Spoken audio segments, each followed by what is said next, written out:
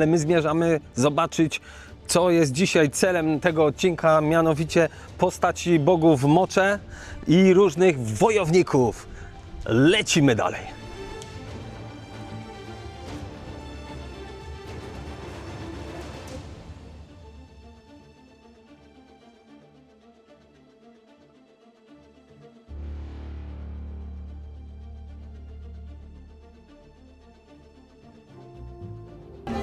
Wpadliśmy znowu coś zjeść, spróbujmy to ich słynne ceviche. Señor, ceviche personal cangreo and chica morada. Gracias. Trochę się już umie tego hiszpańskiego, nie? Ta chica to kumam, bo przedwczoraj piłem to w jednym miasteczku Aucho. Jest to napój z czarnej kukurydzy. Zanim Cię wprowadzę w świat bogów, potrzebuję trochę energii, więc zapraszam Cię, żeby zobaczyć, jak tutaj to najbardziej popularne danie, czyli ceviche, wygląda, jak to smakuje. Czyli znowu trzeba wejść w tryb pana Roberta Makłowicza. Na starter dostałem fasolę z cebulą. Dojechała prażona kukurydza.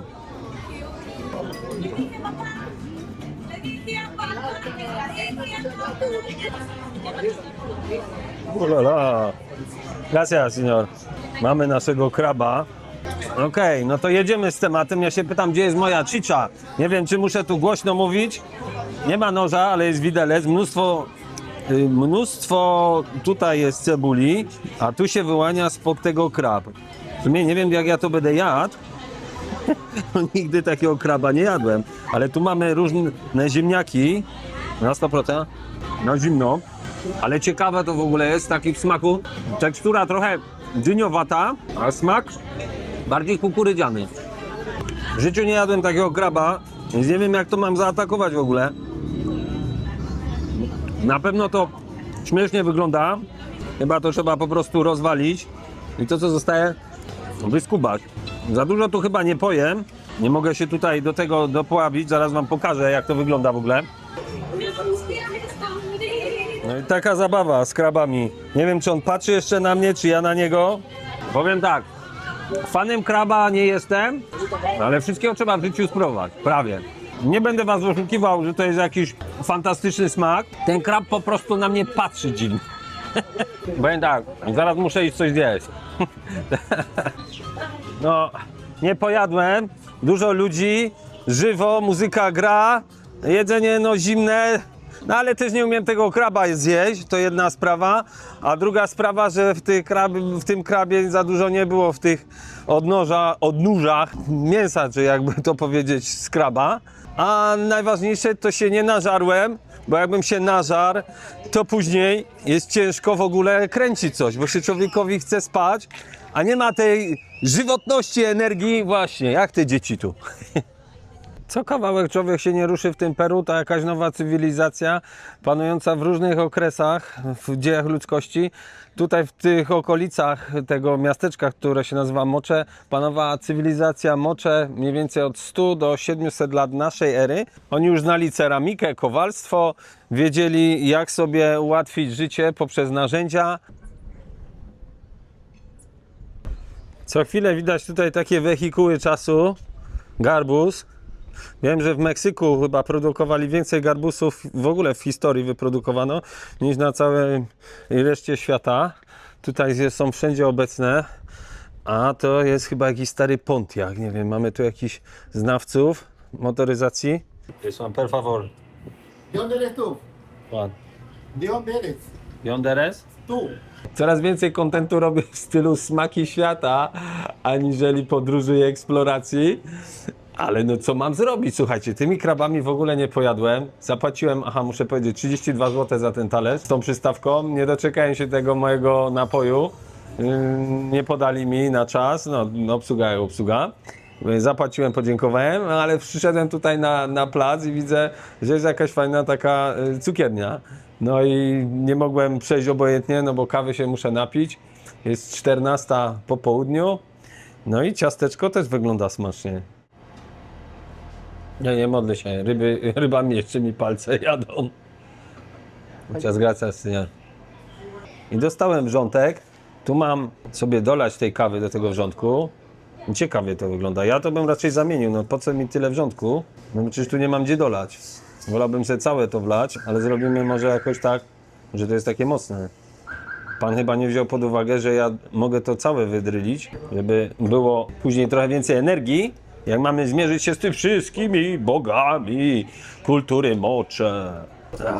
No i ciasteczko, taka nasza Karpatka, ale słodkie, w syropie jeszcze, bardzo dobre. I to wszystko jest z tą ubitą pianą à la beza. Kawa z ciastkiem, całe 10 zł dla tych, co zbierają wszystkie notatki finansowe.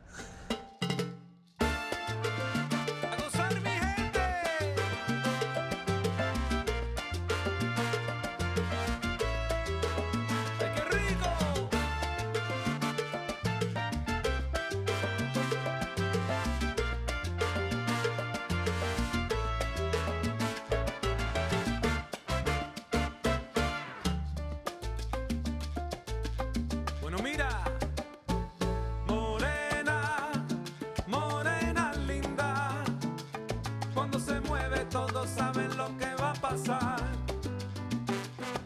Morena, esa morena linda. W każdym sercu miasteczka w południowej Ameryce, czy to dużego, czy to małego, znajduje się Plaza de Armas. Skojarzyło mi się od razu z hipnotyzującą aktorką Aną de Armas, pochodzenia kubańskiego, ale nie o tym tu mowa. Taki plac to podobnie jak u nas ryneczek. W każdym mniejszym, większym mieście też jest ryneczek. To życie toczy się swoim biegiem. Jak tu widzicie za mną, też jest pełno różnych takich płaskorzeźb przedstawiających historię, ich codzienne czynności, rytuały. Jest nawet poród pokazany. I to rodzinny, tata wspomaga mamę przy porodzie. No i życie się toczy swoim jakimś takim rytmem. Dzieci biegają, psy się turlają, starsze osoby się chillują, dużo uśmiechu. Nikt nie zwraca na mnie w ogóle uwagi, a nie widziałem tutaj, powiedzmy sobie szczerze, żadnego Europejczyka dzisiaj. Wszyscy mają taką swoją specyficzną południowoamerykańską urodę. Ale to jest zupełnie coś dla mnie innego, bo gdzie bym się nie pojawił w takich miejscach, nawet w Japonii, to zawsze wzbudzałem takie zdziwienie. A nie znajdujemy się w żadnym dużym mieście, to jest miasteczko Moche, niedaleko na obrzeżach od miasta Trujillo. Domyślam się, że to są różne scenki z życia tutejszej społeczności, z miasteczko Moche. Widzimy chyba założenie miasta, codzienne życie, jak i również... A na tej stronie zobaczcie, jaki wielki mural podkreślający ich wiarę, chrześcijaństwo, które tutaj zostało sprowadzone przez Hiszpanów. Kiedy to Kolumb Amerykę odkrył? Podobno 1492, no to jest XV wiek, no to wcześniej jak XVI to tu nie dotarli skubańcy, hiszpańscy konkwistadorzy.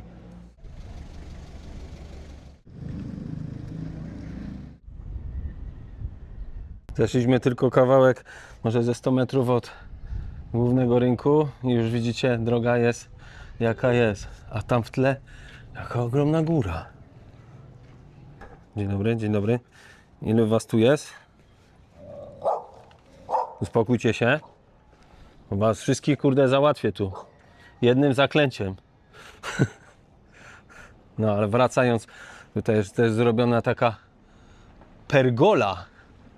Często słyszę takie pytanie od znajomych albo od widzów, no jak ja to robię, że tyle przygód mam po drodze. Ja nie wiem, tak mam po prostu dane, ale najczęściej to jest spowodowane tym, że idę gdzieś, patrzę na mapie, o, tutaj gdzieś można zrobić jakiś skrócić, coś sobie ułatwić, albo może po prostu coś nowego zobaczyć. No i skręcam w takie miejsce i też jest fajnie, no tam chyba mam iść, w prawo, tutaj panie w ogóle coś, o, żeby mnie auto nie rozjechało. Tu panie w ogóle coś zbierają, zaraz tu zobaczymy jakieś owoce, to chyba ziemniaki tu rosną. To nie są ziemniaki, to jest papryka. No to papryka tu rośnie? Obczajcie. Segregują. Hola. Buenos días. Co mi się tu też podoba, to jest to, że ludzie nie mają nic przeciwko, jak się kameruje, jak w większości krajów, zwłaszcza afrykańskich, że nie. Tutaj nie ma jakby problemu. No oczywiście niedościgniony pod tym względem jest moja ukochana Japonia. Mianowicie tam Ludzie to się pchają wręcz przed kamerę, ale tutaj też machają, zbierają tą paprykę. Dziwne, nie wiedziałem, że to na takich niskich krzakach rośnie papryka. Strasznie dziwne. Większość już tu pogniło. No nie jestem rolnikiem, więc skąd mam wiedzieć, ale całe życie się człowiek uczy.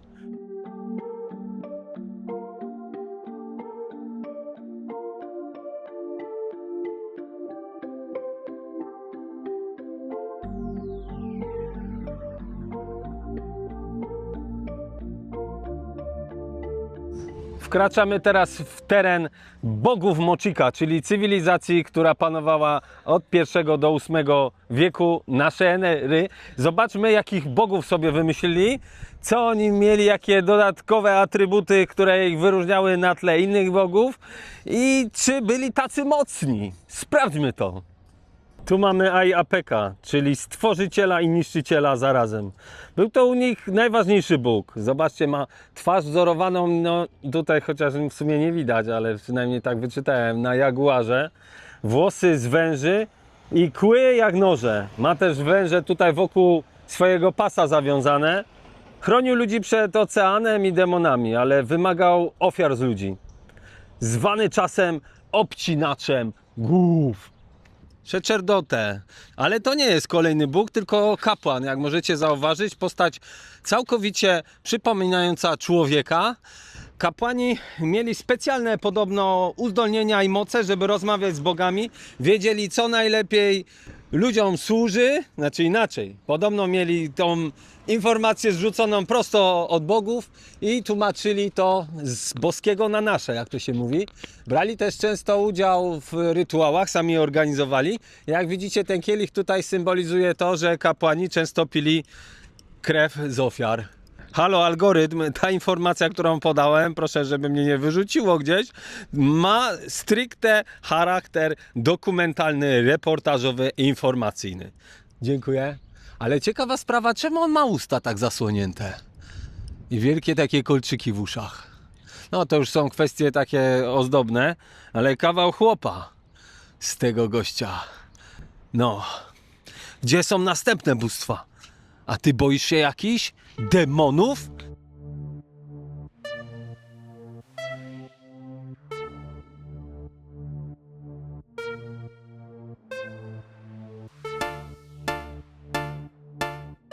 Przez chwilę myślałem, że tam jakaś małpa leci, ale to pies po prostu wyciągnął se z kosza worek, no i go pędzluje. Sprawdza, co tam w środku jest, może znajdzie jakieś jajko niespodziankę.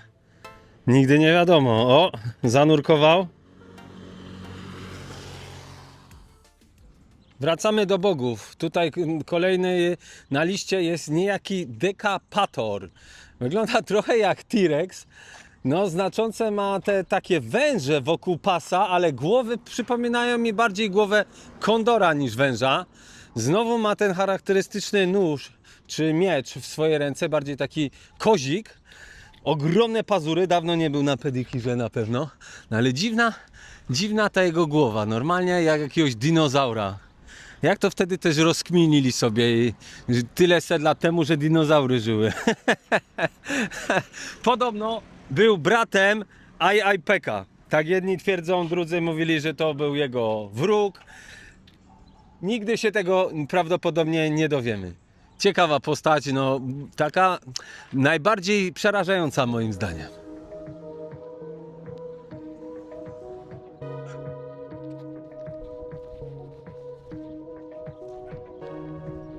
W mitologii Mochika było dwóch wielkich graczy.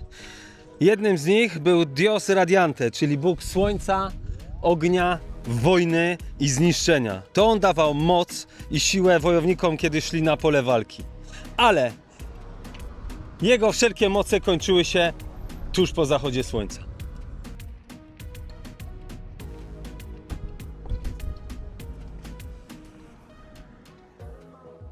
Idę i końca nie widać. I wiele bogów pomijam, bo trochę bym was może zanudził, ale chciałem zwrócić uwagę na kilku tych najważniejszych. No nie wiem, ile to ten deptak ma.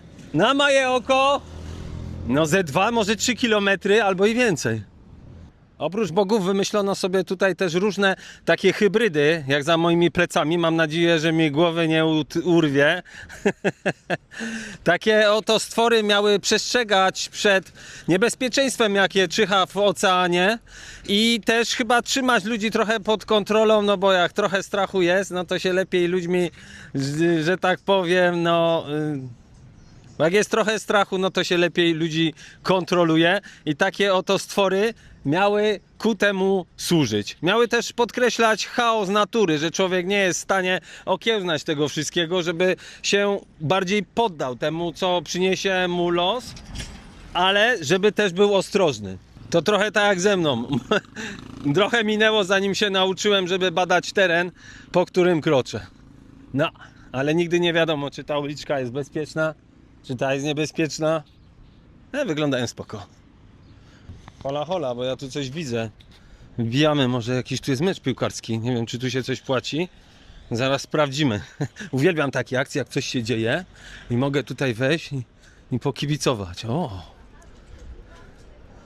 Wlazłem tu na chwilę i już jakaś grupka się do mnie, że tak powiem, uśmiechnęła i będziemy coś nagrywać, a za chwilę będzie mecz piłkarski. Także do bogów jeszcze wrócimy.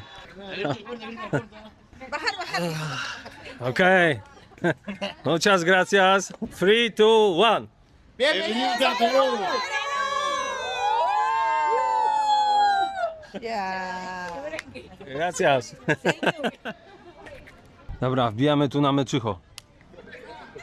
Carlos. Hola, hola. Carlos.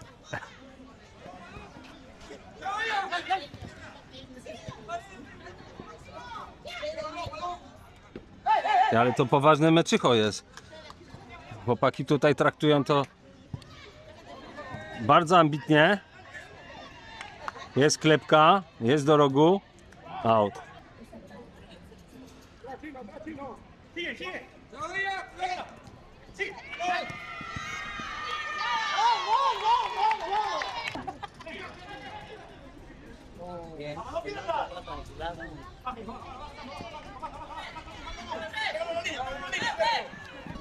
Tutaj trener jest.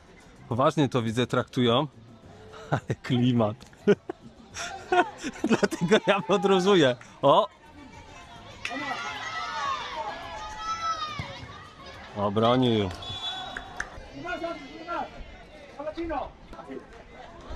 Jest i żółta. Próba strzału. O!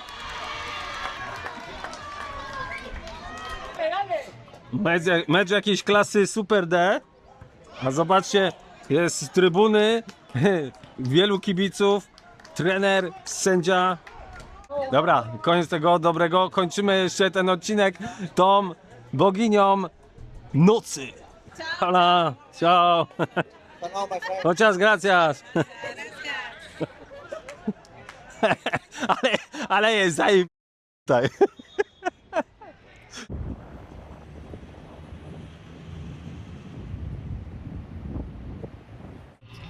A z drugiej strony mamy Boga Księżyca. Zaraz gościu tu przejedzie z tymi cukierkami. Tak, to jest Bóg Księżyca, czyli Si. Mochi wierzyli, że ma większą sprawczość niż Bóg Słońca.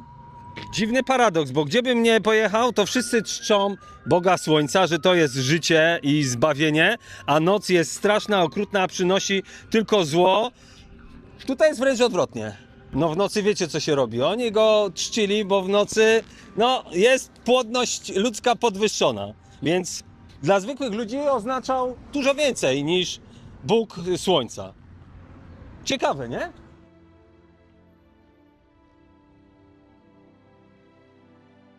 Spacer po Mocze to niezwykła wycieczka. To jakby przenieść się kilka wieków wstecz. I bogowie wcale nie umarli. Tylko co? Zamienili się w kamienie. I patrzą. I tak się pytają ciebie. W kogo ty dziś wierzysz? Koniec tego odcinka, mój drogi. Zapraszam cię na kolejne. To był Michał Rusin Solo po planecie. Seria 100 dni dookoła świata. Do zobaczenia w następnym odcinku.